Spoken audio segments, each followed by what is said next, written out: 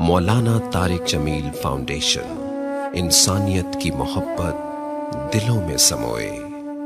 اس رمضان المبارک M T جے foundation پھر سے چاہتی ہے آپ کا بھرپور ساتھ، کیونکہ تعلیم سے دور، اپنی چھت سے محروم، صحت کے مسائل سے دوچار اور سیلاب اور زلزلوں کی تباہ کاریوں کا شکار لاکھوں افراد کی زندگی آپ کی زکوٰۃ سے بدل سکتی ہے۔ اپنی زکوٰۃ، صدقات اور عطیات ایم ٹی جے فاؤنڈیشن کو دیں۔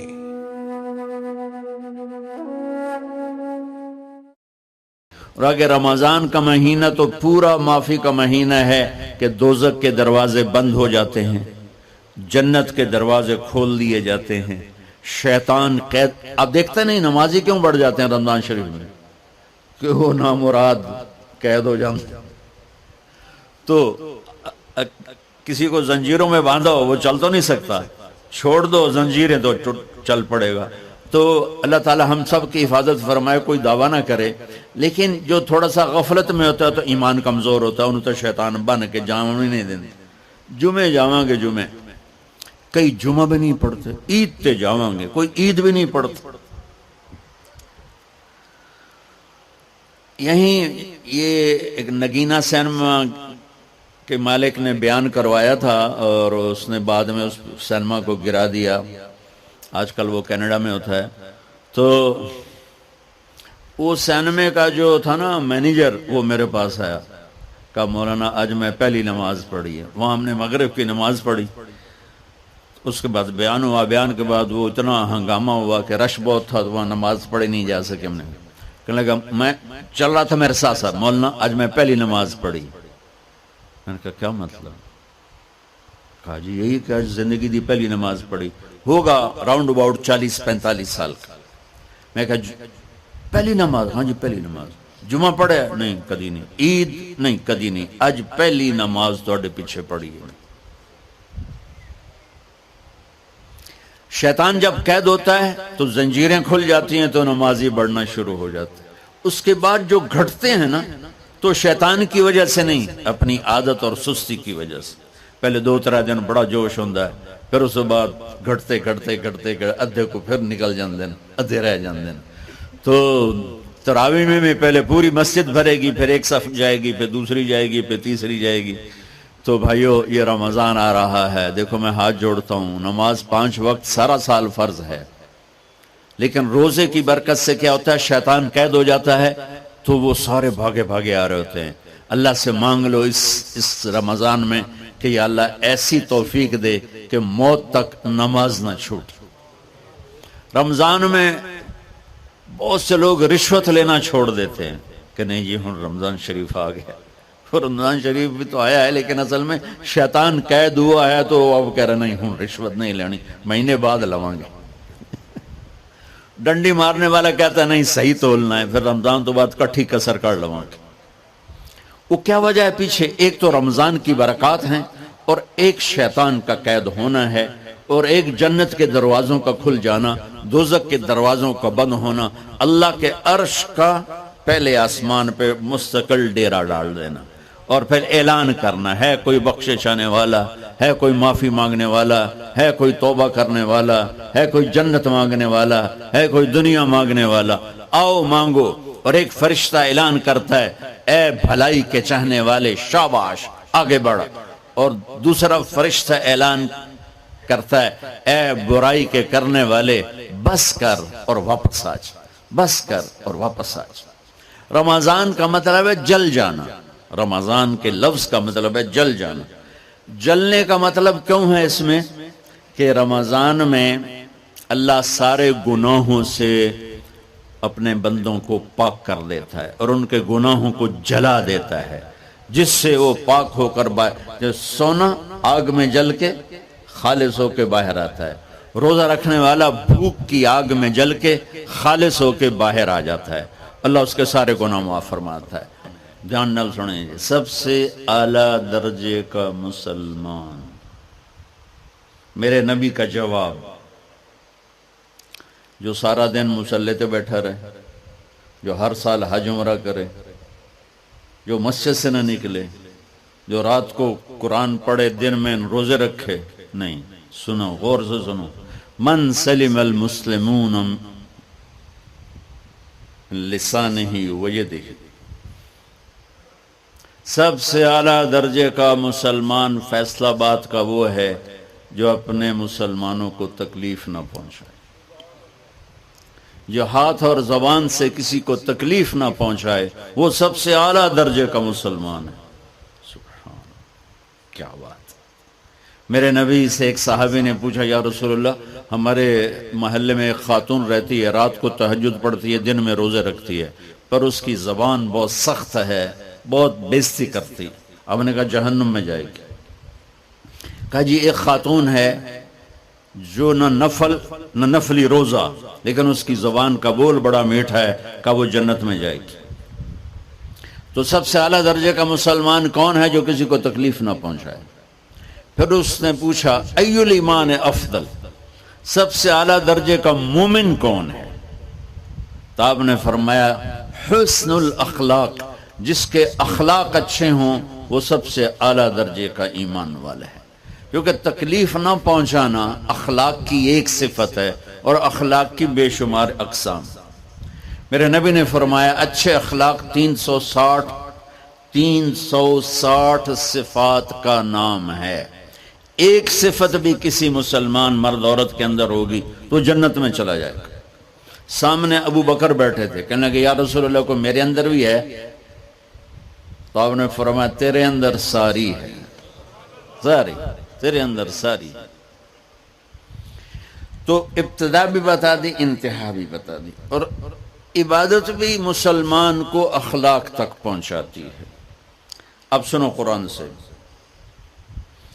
اللہ تعالیٰ انسان کسے کہتا ہے؟ ایمان والوں کو. ان الذین کفروا من اہل الکتاب والمشرکین فی نار جہنم خالدین فیہا اولئک ہم شر البریہ. سب سے بدترین مخلوق وہ ہے جو اللہ کو نہ مانے، جو اللہ کہ دین کو نہ مانے. آپ نے کہا وہ سب سے بدترین مخلوق. تو لا الہ الا اللہ محمد رسول اللہ ہمیں انسانیت میں داخل کرتا ہے. انسان ہے ہی وہ جو لا الہ الا اللہ محمد رسول اللہ کا کلمہ پڑھتا ہو میرے رب کے نزدیک. نماز کیا ہے؟ نماز کیا ہے؟ بول بھائی. ہاں، میرا اللہ کہتا ہے ان الصلاۃ تنہا. اب آئی نہیں چل رہا.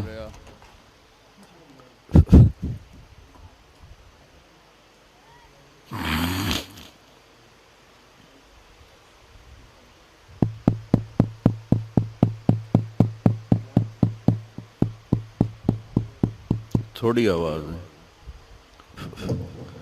نماز کیا ہے؟ ان الصلاۃ تنہا عن الفحشاء والمنکر. تم نماز پڑھو، یہ تمہیں بد اخلاقی سے بچائے گی اور یہ تمہیں گناہوں سے بچائے گی. تو نماز بھی انسان کو اخلاق تک لے جا رہی، فحاشی سے بچائے گی، گناہوں سے بچائے گی، اخلاق کی طرف سفر. روزہ آ رہا ہے. روزہ کس لیے ہے؟ کتب علیکم الصیام کما کتب علی الذین من قبلکم لعلکم تتقون. تم پر روزہ فرض کیا ہے جیسے پہلوں پہ کیا تھا تاکہ تم تقوی والے بن جاؤ. تقوی والے کون ہیں؟ وسارعوا الی مغفرۃ من ربکم وجنۃ عرضها السماوات والارض اعدت للمتقین. کہ میرے بندو دوڑو جنت کی طرف جو تقوی والوں کے لیے. متقی کون دن تقوی والے یا اللہ کا؟ الذین ينفقون فی السراء والضراء کا، جو میرے نام پہ سخاوت کرتے ہیں، چاہے تنگ دست ہوں چاہے پیسے والے ہوں، چاہے تھوڑا مال ہوئے چاہے زیادہ مال ہوئے، وہ میرے نام پہ خرچ کر دیں. الکاظمین الغیظ، جو غصے کو پی جاتے ہیں. والعافین عن الناس، اور جو لوگوں کو معاف کر دیتے ہیں.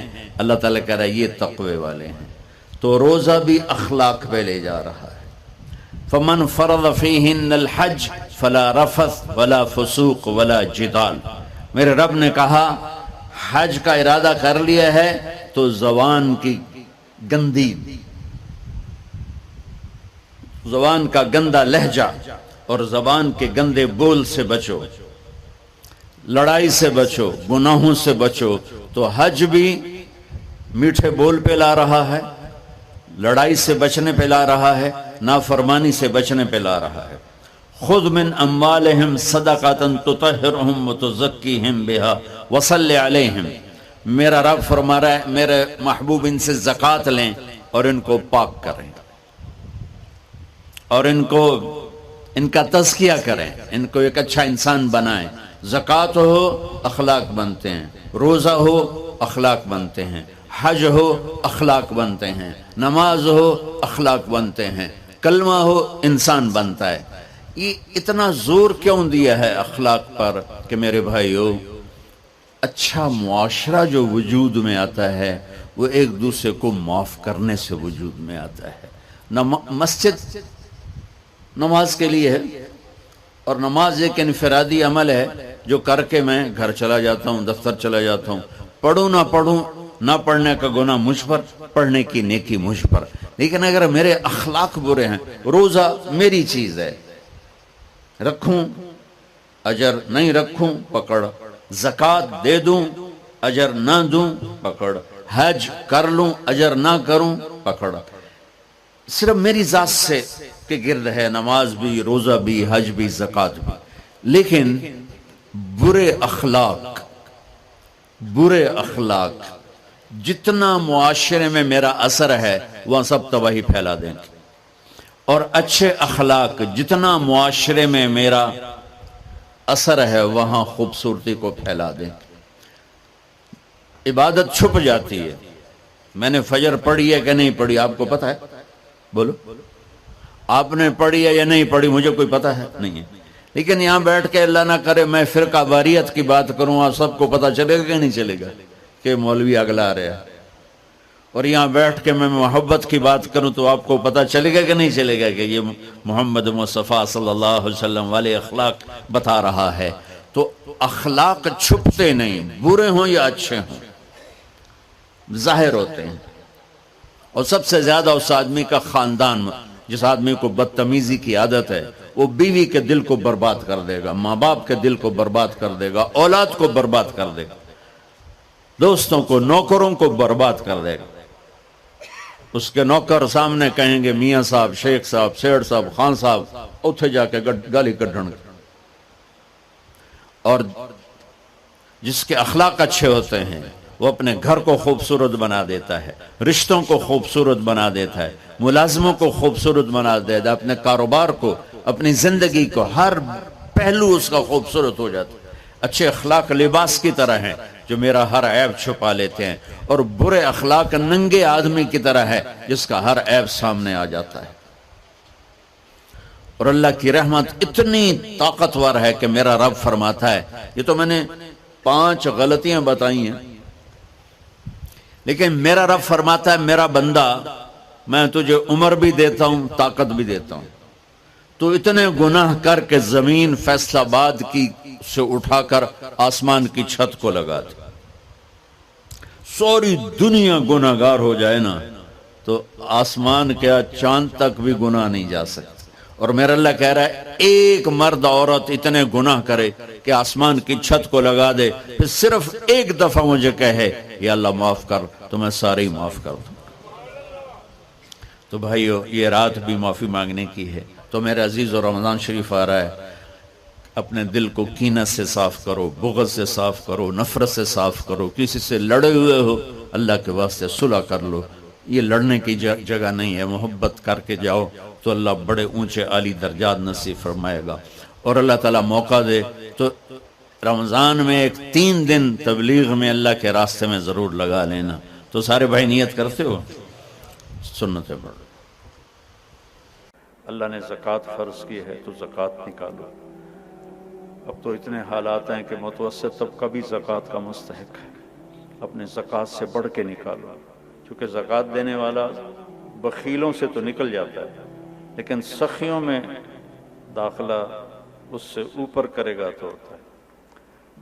2,500 دے دیا نا 1 لاکھ میں سے تو باپ پہ بخیل کا لیبل نہیں لگے گا، لیکن سخی کا بھی نہیں لگے گا۔ اوپر 54 خرچ کر دو تو ایک سٹیپ آپ آ جائیں گے۔ سخی بن کے زندگی گزارو، لوگوں پہ خرچ کرنے کا مزہ بہت ہے، جوڑنے کے مزے سے زیادہ لگانے کا مزہ ہے۔ تو رمضان آ رہا ہے، خرچ کریں، زکوٰۃ سے بڑھ کر دیں، انتہائی ضرورت مند ہیں ہمارے لوگ۔ ابھی تو وہ جو سیلاب سے جو گھر گرے تھے ابھی تو وہ ہی نہیں بنے، کتنے ہزاروں لوگ بے گھر بیٹھے ہوئے ہیں۔